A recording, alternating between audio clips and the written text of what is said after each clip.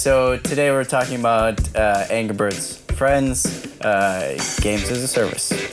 We can edit like a Marvel intro with all the levels. Oh, this is very This is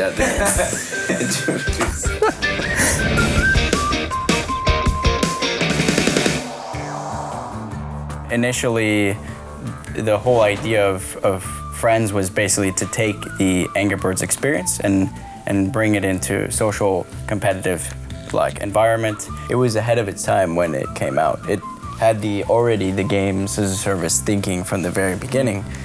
And so if you compare it from the traditional model, like say AAA or back then with the premium, it was you launched the game and then it was sort of like, okay, now we're done with it, we can move on to the next thing.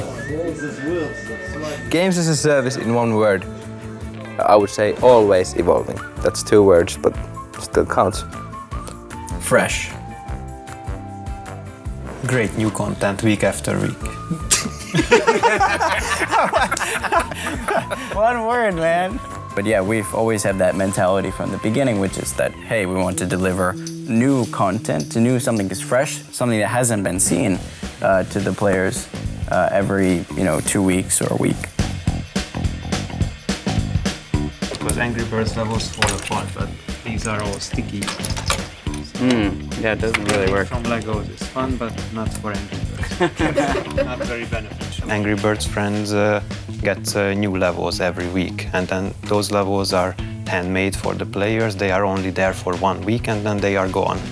So when I joined the project 4 years ago, there were already about 600 levels that have already players played them and passed. Nobody ever sees them again. And now we are at almost at level 3,000 and making 20 levels a week, new levels for the players to experience.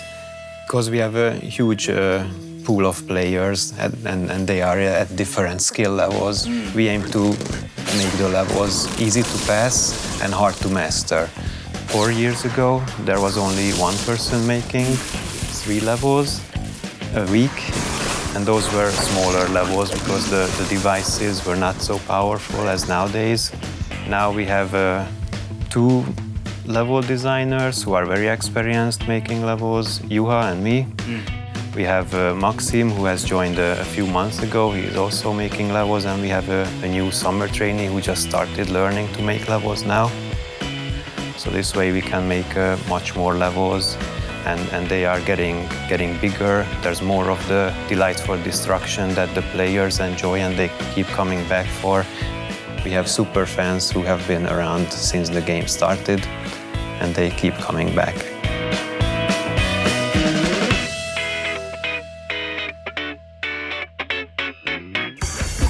All the partnerships that we do, we've done great stuff with also like non-profit organizations and stuff that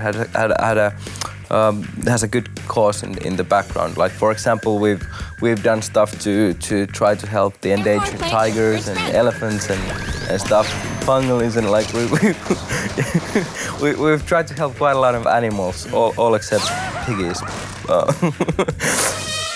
Those are also events that have been taken really well from our community point of view, and they've loved it. And I think whenever you do stuff with a good heart and stuff with a good cause, so it resonates quite well with our fan base. Like they also love it, and We can actually reskin the entire core game and then also change some of the mechanics so that it actually feels like you're playing in whatever brand or theme that you have.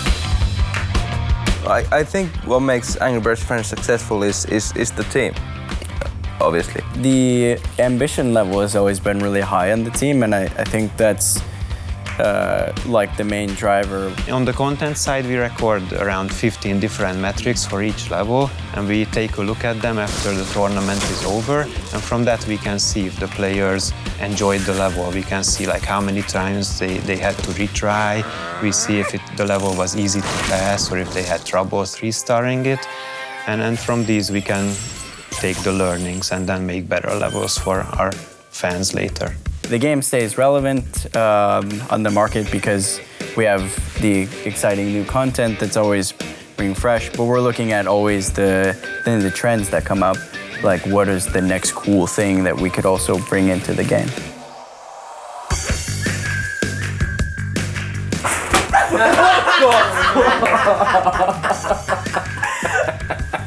What the heck? That was staged, right? No!